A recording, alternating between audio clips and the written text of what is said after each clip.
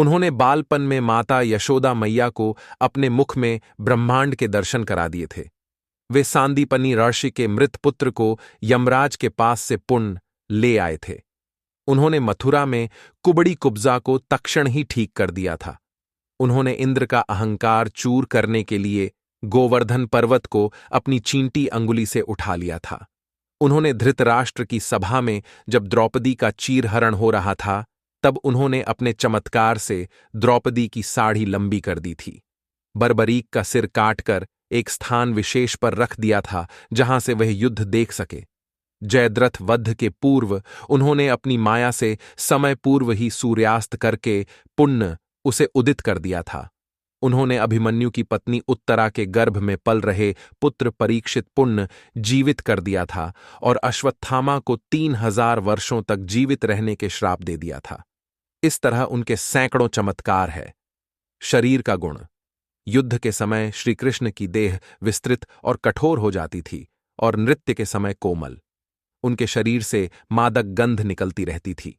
इस गंध को वे अपने गुप्त अभियानों में छुपाने का उपक्रम करते थे। ऐसा माना जाता है कि ऐसा इसलिए हो जाता था क्योंकि वे योग और कला रिपट्टू विद्या में पारंगत थे। गीता का ज्ञान। दुनिया में वे ऐसे पहले व्यक्ति थे जिन्होंने युद्ध के मैदान में ज्ञान दिया, और वह भी ऐसा ज्ञान जिस पर दुनिया भर में हजारों भाष्य लिखे गए और जो आज भी प्रासंगिक है। असल में गीता को ही एकमात्र धर्म ग्रंथ माना जाता है। उनके जीवन चरित श्रीमद् भागवत पुराण में वर्णित है।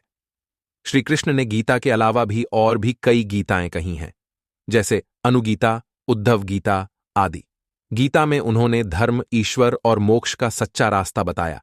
श्री कृष्ण के बारे में 14 रहस्य जानकर रह जाएंगे हैरान। 7 जन्म और मृत्यु एक रहस्य।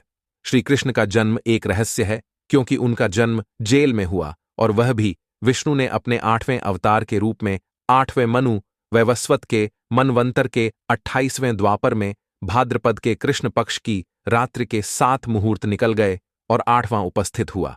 तभी आधी रात के समय सबसे शुभ लग्न उपस्थित हुआ।